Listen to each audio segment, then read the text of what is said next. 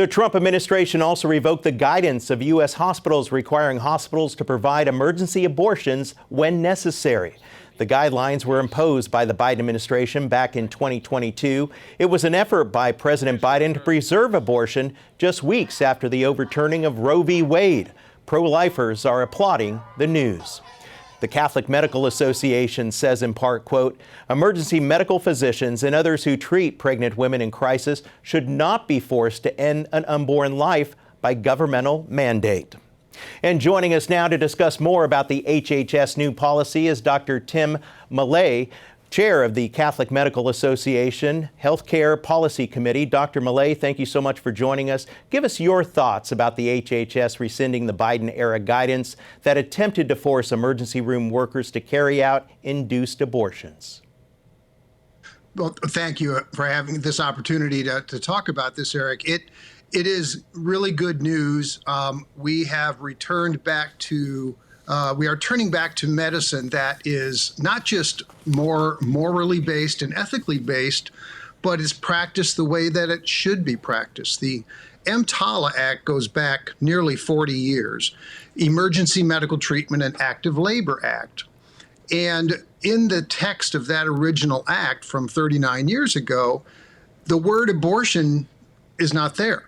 Right. But what it does say when it comes to women in labor, women with pregnancy-related complications, you are to treat the pregnant woman and the unborn child, both of them. What the Biden administration did, they read into this that an abortion was stabilizing care. You don't have to do an abortion to stabilize a woman in crisis, a pregnant woman in crisis, instead of calling it what it really is, which is life-ending care. Right. It's not stabilizing anything. So this, dropping this case, a similar case in Idaho back in March was dropped. This is all good news and really just reinforces what we're trying to promote, which is taking care of every life from conception to natural death as it should be. Well, Doctor, we've heard so much from the other side. They've given scenarios that if a pregnancy could kill both the mother, how do you manage saving the baby and the mother at the same time? We've heard of stories of expectant mothers hemorrhaging or even dying of sepsis. How do you balance that from a Catholic viewpoint?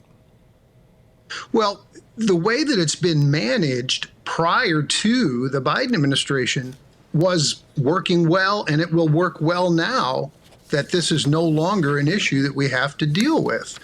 When pregnancy complications occur, the solution to those complications is not an abortion.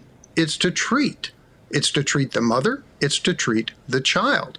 And when I have discussions with those on the other side of this issue, it's a bit tongue-in-cheek, I'll admit, but I'll tell them, if you really have questions about what to do in these situations, call a pro-life doctor.